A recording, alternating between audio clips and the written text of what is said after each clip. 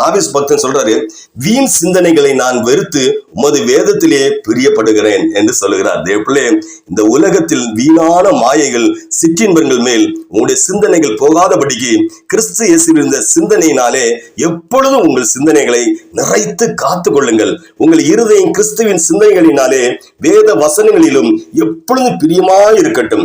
வீணான மனக்கோட்டைகள், எப்படி வீணான மனக்கோட்டைகளை கட்டி கற்பனைகளிலே வாழ்ந்து தீமையான எண்ணங்களை யோசித்துக் கொண்டிராமல் கர்த்தரை துதித்துக் கொண்டும் ஆவிக்குரிய பாடல்களை பாடிக்கொண்டும் இருப்பீர்களானால் அதுவே உங்களுடைய ஆத்மாவுக்கு என்ன இருக்கும்? காவலாய் இருக்கும்.